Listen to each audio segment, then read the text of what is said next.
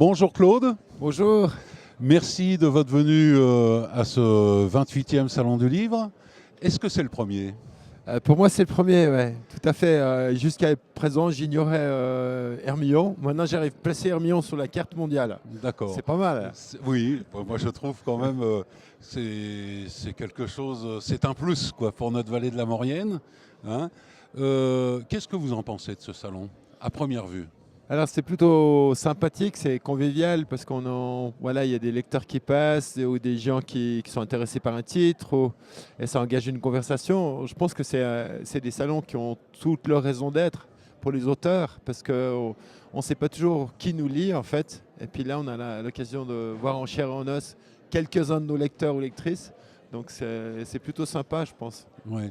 Et en plus, la Maurienne, capitale du vélo, capitale Ouais, mondiale du alors vélo. il paraît que c'est la plus grande région cyclable du monde. Moi, j'en doute pour avoir parcouru la planète à vélo. Je C'est pense vrai. qu'on peut rouler partout, Oui. et beaucoup. Mais là, bon, vous connaissez nos grands cols? Oui, j'ai traversé plusieurs fois les Alpes. Je suis de Genève, donc je suis de Suisse, Pas et trop jusqu'à la loin. mer ou à l'inverse. Quand j'étais plus jeune, j'ai traversé plusieurs fois Hmm. pas mal de vos cols mythiques, du Tour de France ou autres, et c'est magnifique. C'est une très très belle région. Très belle région. Pouvez-vous nous expliquer un petit peu ce tour du monde que vous avez fait? Alors, c'était mon plus long voyage. C'était un tour du monde de 7 ans en solitaire entre 1994 et 2001. C'était mon premier livre aussi. Maintenant, j'en ai publié 9. Et c'était vraiment le voyage fondateur ou on va dire initiatique. C'était pas le premier, mais c'était le plus long. Et ça m'a permis de vivre de ma passion, donc de raconter des voyages, soit en conférence, soit par l'écriture. Et ça m'a lancé en fait sur. J'ai trouvé ainsi ma profession. Enfin, ma passion s'est confondue Ouais. Les, avec mon gagne-pain. les contrées les plus remarquables pour vous? Les conseils. Les contrées. Les contrées, pardon. Alors moi, je suis très attiré par la montagne et je suis très lié au monde himalayen, notamment le Tibet, que j'ai traversé plusieurs fois à vélo.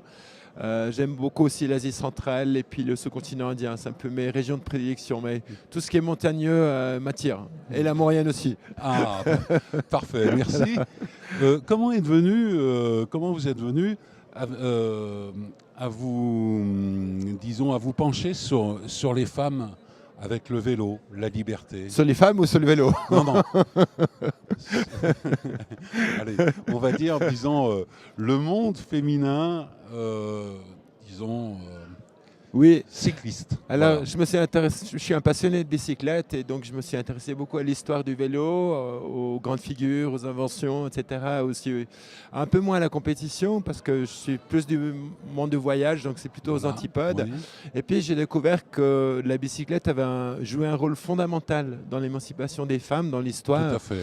Oui. Et donc, je me suis penché de plus près en me disant je vais vraiment un petit peu synthétiser l'histoire de la relation entre entre la femme et la bicyclette, décidément. Et puis, j'ai voulu un peu illustrer mes propos d'émancipation en rencontrant 32 femmes dans ce livre. J'ai eu la chance d'en rencontrer une bonne vingtaine. Les autres, j'ai dû faire à distance des interviews et j'ai voulu un petit peu montrer que justement pas aborder le vélo sous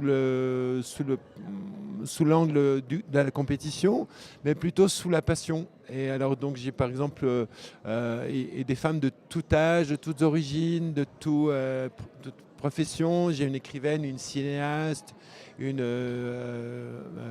bon, il y a bien sûr Jeannie Longo, l'incontournable. Oui, bien connue dans notre vallée, puisqu'on Ouais. la voit quand même relativement souvent, soit dans des compétitions, soit tout à fait, disons, elle-même. On la voit avec son vélo. Bon. Et ça fait Voilà. toujours plaisir de la rencontrer d'ailleurs, parce que c'est une femme qui est formidable, hein.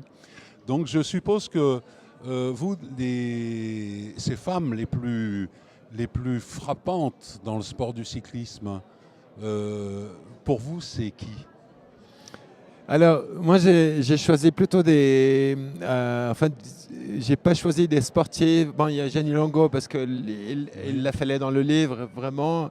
Mais j'ai plutôt axé. Ben, voilà, il y a cette femme qui est sur la couverture qui s'appelle Jessica Harpin. Ben, elle est artiste de cirque. Elle utilise son vélo avec une virtuosité étonnante. Elle fait la colonne droite sur la selle. Enfin, des trucs ahurissants. Il y en a d'autres qui sont coursières à vélo. Il y a une coursière à vélo à Londres, donc qui est écrivaine aussi, qui décrit son voyage citadin où elle livre le courrier à fond la caisse entre les voitures. Moi, en fait, j'ai voulu rendre hommage à l'utilisation, décliner le vélo sous toutes ses formes. Il y a une écrivaine qui a pédalé d'Irlande jusqu'en Inde en 1963, donc une précurseuse.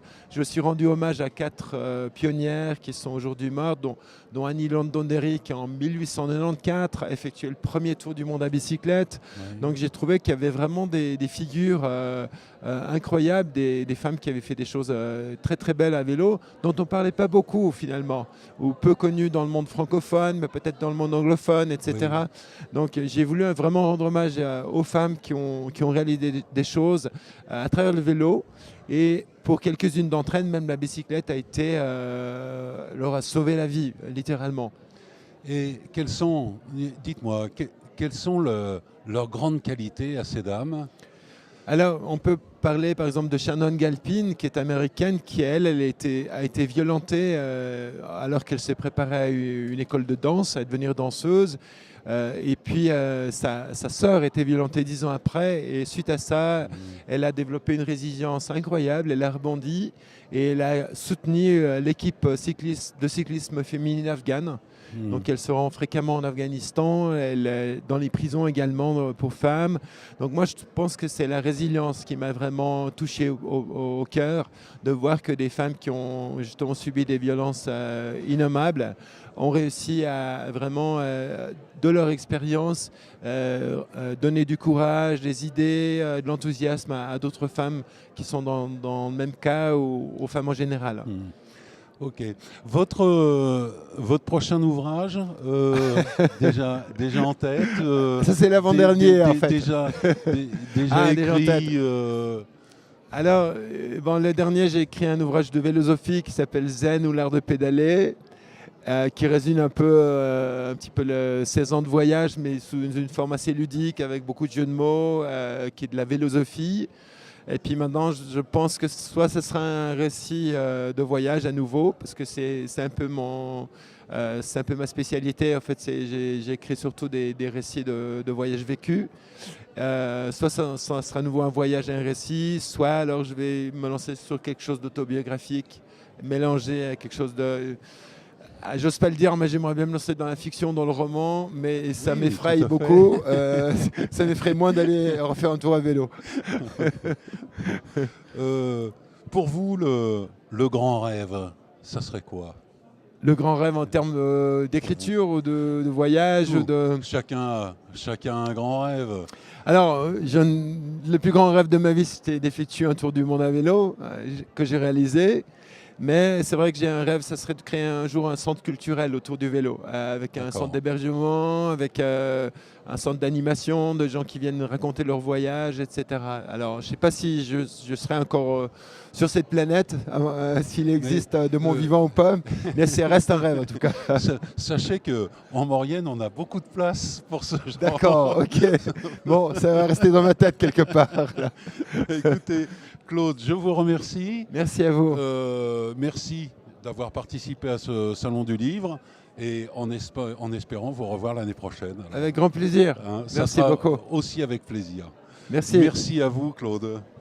Au revoir. Au revoir.